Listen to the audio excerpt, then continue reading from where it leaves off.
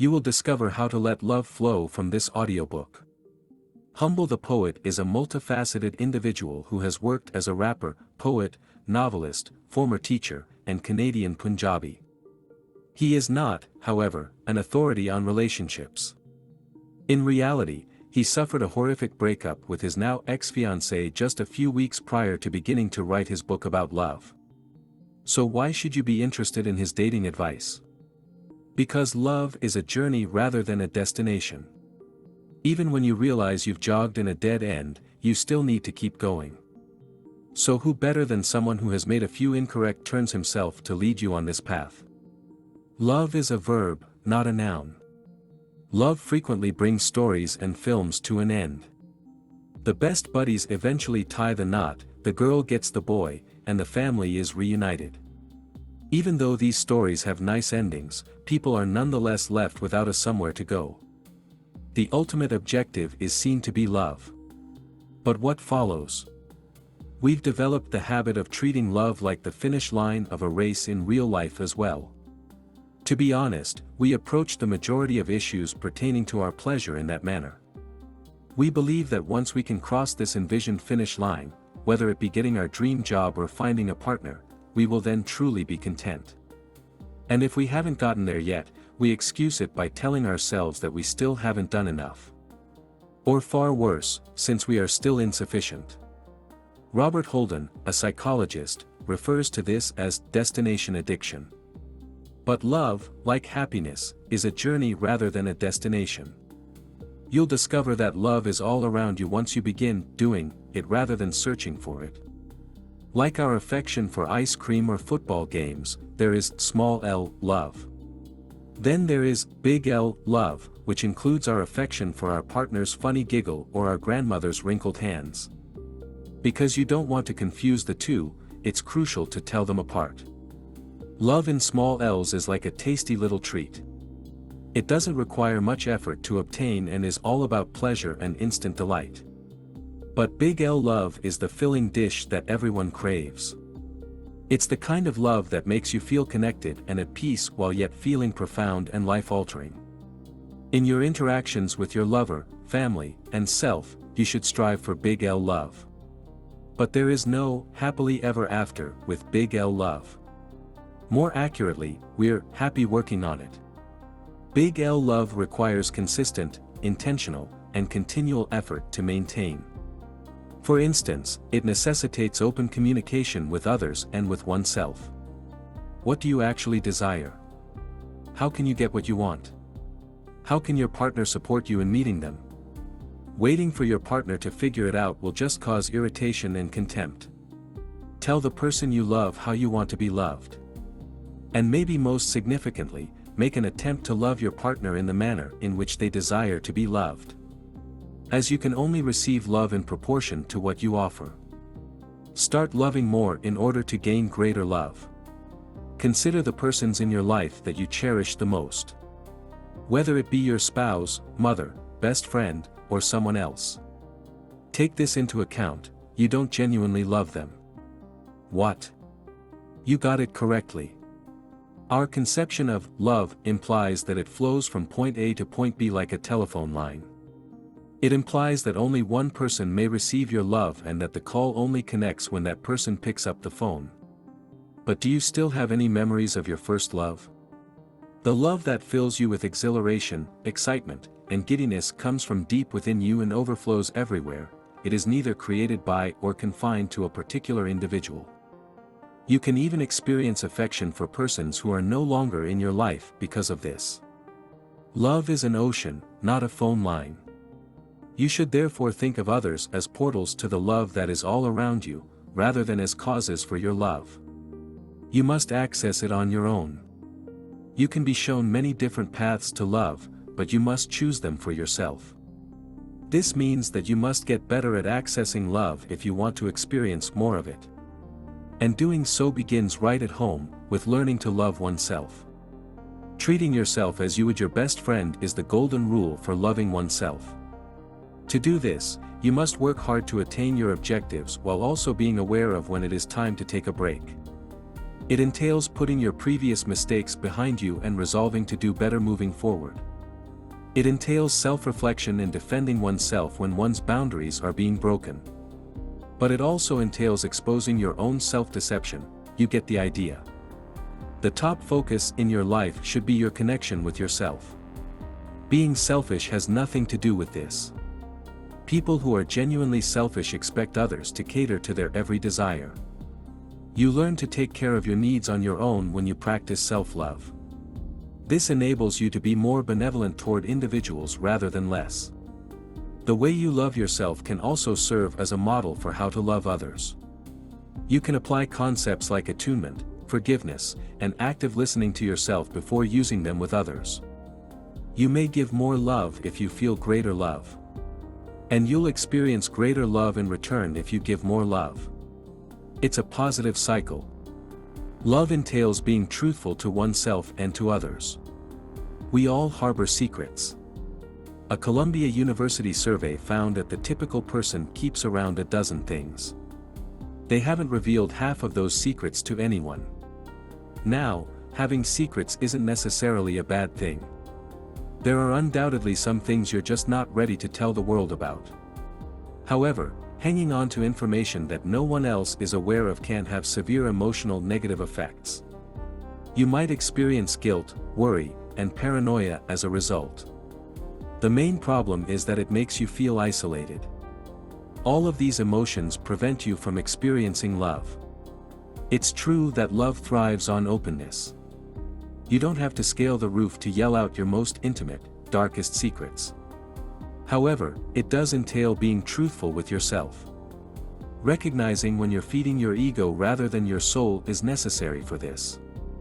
To preserve their egos, the majority of individuals are adept at rejecting, justifying, projecting, oversimplifying, and avoiding reality. But love frequently suffers because of your ego.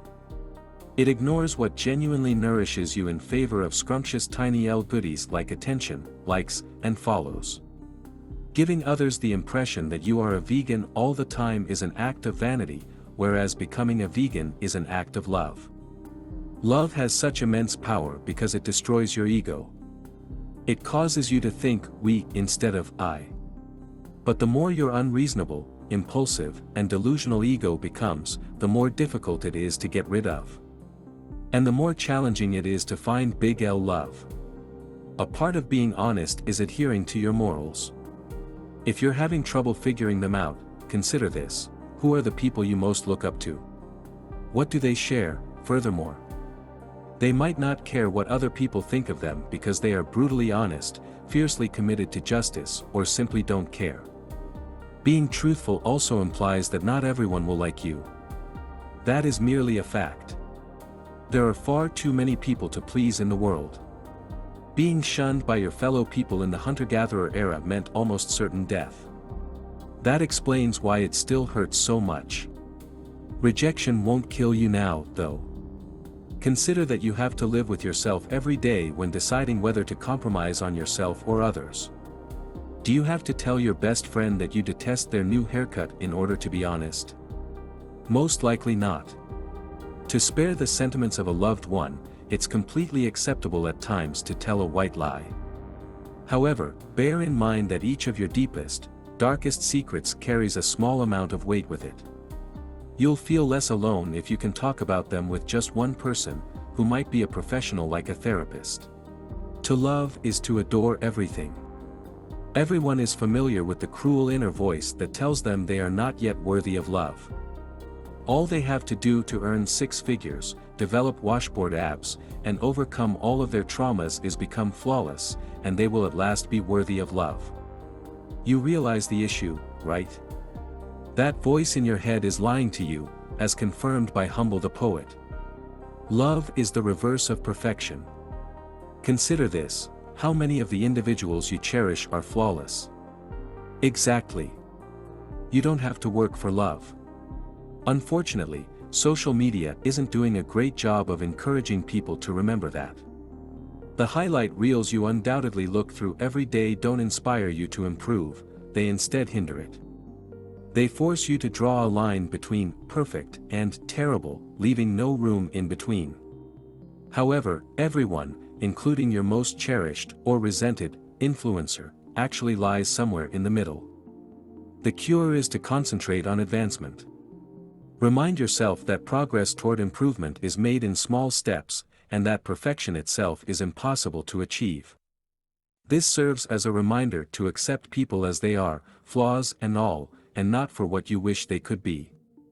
If you want to set high standards for yourself, do it. You can probably meet them around half the time, you'll find. Isn't that funny? After all, you are the one who needs to know what you want and need. Communication is crucial once more. Never see if your lover can recall your birthday. You're merely putting yourself in a position to be let down. Tell them instead that you prefer a large chocolate cake for your special occasion. Keep in mind that various people use love in different ways. Consider the number of people who had parents who adored them but didn't always express it the way the children wanted. Even when his creative career finally took off, Humble the poet's austere mother rarely showed pride in him. But when he challenged her about it, he discovered that she didn't want to overly flatter him and jinx his success. Though her son perceived her religious fancies as callousness, they were truly an expression of her love. In order to embrace love when it comes your way, in whatever form, attempt to understand the various ways people communicate love. Love is accompanied by pain. To live is to experience misery, and to derive purpose from it. A guru of the Sikh faith? Almost. The American rapper DMX is responsible for this pearl of knowledge. Which only proves that everyone feels suffering, including famous rappers. Life and love are made up of both happy and unpleasant emotions. Chasing the good ones while attempting to avoid the bad ones is a futile endeavor that frequently simply makes your suffering worse. If you can learn to accept your bad emotions, you'll be better off. Following are some pointers for doing that. Recognize the negative feeling first. Look for it somewhere in your body. Your heart is pounding. Do you have sweaty palms? Then, recognize the emotion, perhaps by naming it aloud. Is it anxiety? Jealousy? Anger? Allow yourself to feel it as you accept it. Keep in mind that the emotion will pass even if you do nothing. You can also make a conscious effort to let go, perhaps by engaging in a ritualistic act. Write down your complaints, then throw the paper into the water. Unpleasant emotions can also appear in partnerships. Conflict exists, and there is definitely some arguing, sobbing, and yelling.